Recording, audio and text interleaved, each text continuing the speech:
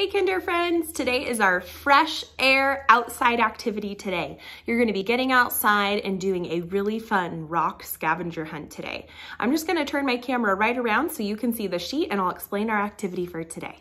So today you're gonna be going on a rock scavenger hunt. I love doing scavenger hunts outside. Here are the directions. It says, find rocks that match the descriptions listed below. Put a check by the rocks you find. So there's a list here on our worksheet that tells us what kind of rocks we need to look for, okay?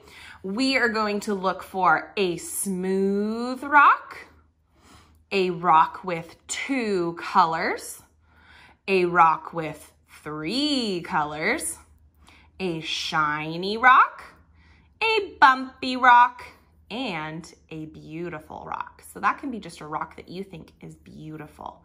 Once you find each kind of rock, you're just gonna put a little check mark next to the ones that you found, okay? So if I found a smooth rock, I'd put a check next to that. If I found a shiny rock, I'd put a check next to that.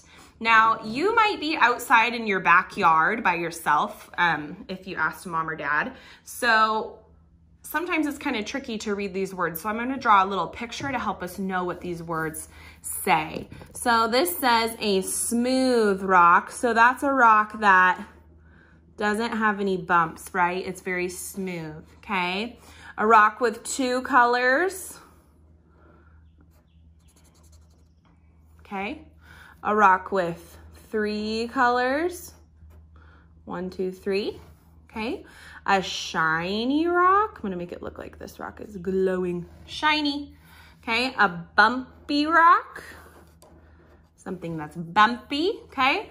And a beautiful rock. So I'm just gonna put a heart on it so you remember that that means beautiful, okay. While you're out looking, you can put check marks next to the one you find and even draw a picture of the ones you find. Or if you're gonna take a picture of your work and send it to your teacher, you could show the rocks that you found and bring them with you to send in your picture, okay? Down at the bottom, there's a question. It says, how are the rocks different from each other? Okay, what do you notice that is different? They are different because, and then you tell me what you notice is different. How do you know that they are different from each other?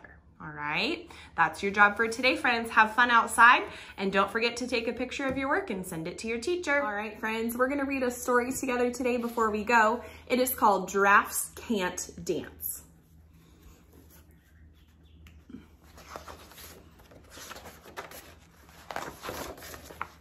Giraffes can't dance. Here we go. Scoot over a little bit. Gerald was a tall giraffe whose neck was long and slim, but his knees were awfully bandy and his legs were rather thin. He was very good at standing still and munching shoots off trees, but when he tried to run around, he buckled at the knees. That means he trips. Now, every year in Africa, they hold the jungle dance, where every single animal turns up to skip and prance. And this year, when the day arrived, poor Gerald felt so sad, because when it came to dancing, he was really very bad. The warthogs started waltzing, and the rhinos rock and rolled. The lions danced a tango, which was elegant and bold. All the other animals are really good at dancing. The chimps all did a cha-cha with a very Latin feel, and 8 baboons then teamed up for a splendid Scottish reel. Gerald swallowed bravely as he walked towards the floor, but the lions saw him coming and they soon began to roar. Hey, look at clumsy Gerald, the animals all laughed. Giraffes can't dance, you silly fool. Oh, Gerald, don't be daft. That means don't be silly, Gerald. Giraffes can't dance. Gerald simply froze up. He was rooted to the spot. They're right, he thought. I'm useless. Oh, I feel like such a clot. So he crept off from the dance floor and he started walking home.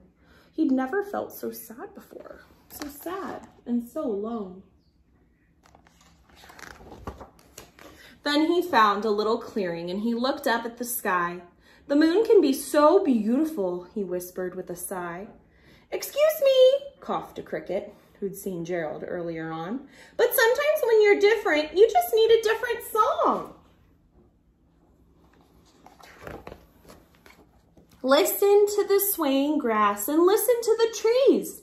To me, the sweetest music is those branches in the breeze. So imagine that lovely moon is playing just for you. Everything makes music if you really want it to. With that, the cricket smiled and picked up his violin. Then Gerald felt his body do the most amazing thing. His hooves had started shuffling, making circles on the ground.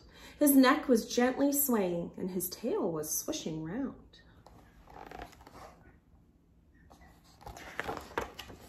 He threw his arms out sideways and he swung them everywhere.